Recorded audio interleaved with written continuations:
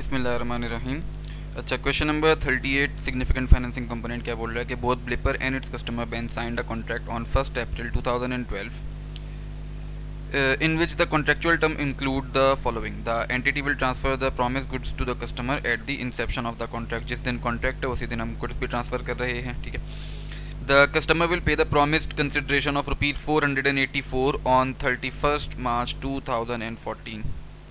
Sir हमारा contract 1 April 2012 को है और पेमेंट हमारी 31 मार्च 2014 को है। 2 साल का डिफरेंस आ रहा है तो सिग्निफिकेंट फाइनेंसिंग कंपोनेंट एग्जिस्ट करेगा, ठीक है। अच्छा, लेकिन फिर वो बोल रहा है कि no interest will be charged. इसको थोड़ी देर के लिए छोड़ के जरा अगली लाइन पे अगर हम आए तो the cash selling price for these goods on the date of transfer that is on 1 April 2012 is ₹400। The customer made the required payment on the date stipulated in the contract. Sir तो इससे एक चीज़ क्या समझ में आई, ये वाली line किसी काम की नहीं है। कस्टमर के लिए हमने बोल दिया, उसको घेरने के लिए हमने बोल दिया कि भाई कोई इंटरेस्ट चार्ज नहीं करेंगे आपसे, लेकिन असल में हम चार्ज कर रहे हैं। क्यों? क्योंकि on the date of contract हमारी गुड्स की सेलिंग प्राइस जो नॉर्मल है वो ₹400 की है और 2 साल के बाद जब मुझसे पैसे ले रहे हैं तो ₹484 चार्ज कर रहे हैं, तो इंटरेस्ट तो सर यहाँ पे आ रहा होगा, ठीक है। फिर बोल रहा है कि the benefit from any financing is considered to be significant, the appropriate discount rate is considered to be 10%। अच्छा, मैं सिर्फ और सिर्फ पहली रिक्वायरमेंट पढ़ के पहले सॉल्व कर रहा हूँ, दूसरी रिक्वायरमेंट बाद में देखेंगे। Prepare all related journal entries to reflect the information provided above. ठीक हो गया। तो अगर मैं एक टाइमलाइन अपनी छोटी सी बनाऊं, 1 अप्रैल 2012 को गुड्स ट्रांसफ़र हो गए, सही, हमारी ऑब्लिगेशन सेटिस्फाई हो गई। अच्छा, इस ऑब्लिगेशन की पेमेंट हमें रिसीव हो रही है 31 मार्च 2014 को, 2 साल के बाद रिसीव हो रही है। पेमेंट आ कितनी रही है? ₹484 की। क्या करेंगे सर, इसको यहाँ पे डिस्काउंट करा के लेके आएंगे। On the date of satisfaction of performance obligation at the rate of interest of 10%। ठीक हो गया। तो 484 को अगर मैं डिस्काउंट करा के लेके आता हूँ, 484 डिवाइडेड बाय 1.1 की पावर 2, तो फिगर आती है मेरे पास ₹400। ठीक हो गया। एंट्रीज कैसे पास करूँगा मैं?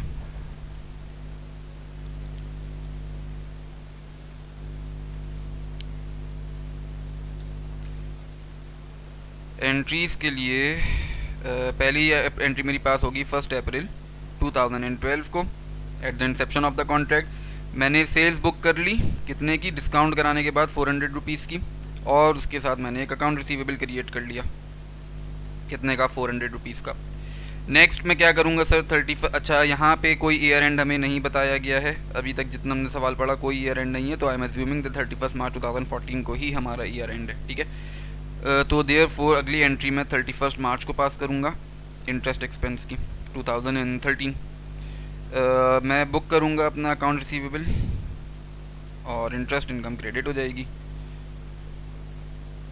Eight the rate of 400 into 10%। ये बनता है मेरे पास ₹40।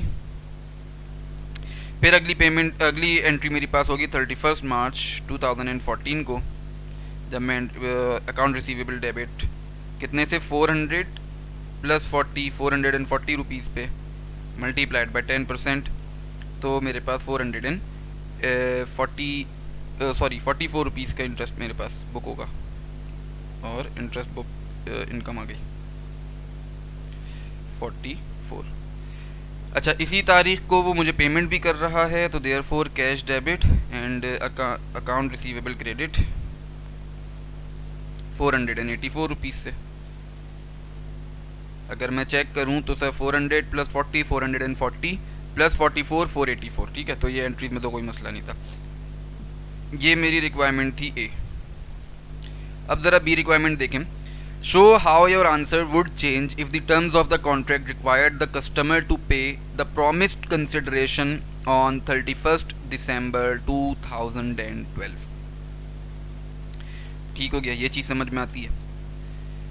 हमारी अभी जो कॉन्ट्रैक्ट था पुराना वाला, उसके हिसाब से पेमेंट कर रहे थे 2 साल के बाद, लेकिन जो न्यू हमारे पास इंफॉर्मेशन आई उसके हिसाब से हम पेमेंट कर रहे हैं कहीं यहाँ पे 31 दिसंबर 2012। सर अगर मैं इस टाइमलाइन को चेक करूँ तो there are only 9 months.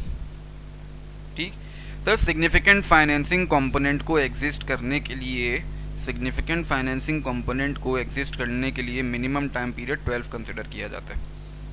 Minimum time period for significant financing component is 12 months. यानी अगर आपकी परफॉर्मेंस ऑब्लिगेशन की सेटिस्फैक्शन और date of transfer of payment या डेट ऑफ पेमेंट इसके दरमियान अगर 12 महीना या उससे ज़्यादा का टाइम हो तब आप सिग्निफिकेंट फाइनेंसिंग कंपोनेंट को अज्यूम करते हो.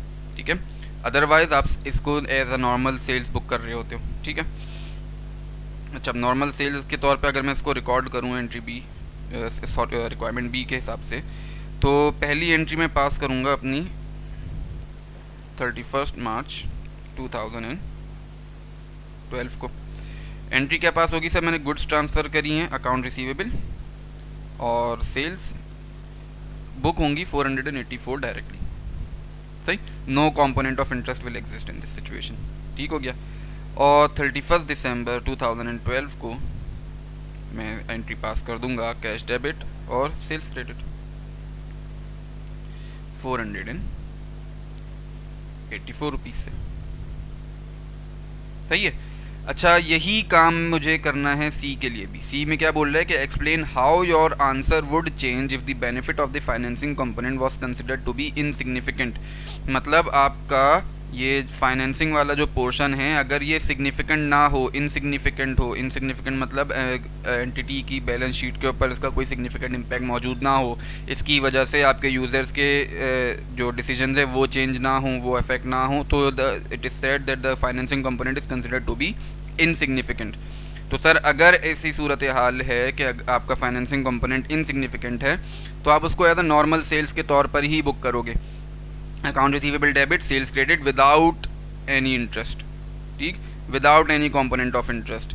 और पेमेंट जो मुझे रिसीव करनी है 484 की, जिस दिन भी रिसीव करनी है रिक्वायरमेंट सी के हिसाब से मैं पेमेंट रिसीव कर रहा हूँगा 31 मार्च 2014 को. Cash debit sales credit 484 rupees से. सही, ये वाली एंट्री वैसी आएगी और उसके बाद रिक्वायरमेंट की जो अपना रिसिप्ट की जो पेमेंट है वो अलग आ जाएगी. ठीक है, तो सर अगर फाइनेंसिंग कंपोनेंट हमारा इनसिग्निफिकेंट है तो that transaction is treated as a normal sales transaction. ठीक है, ये चीज़ समझ में आती है. अच्छा, आगे बढ़ते हैं.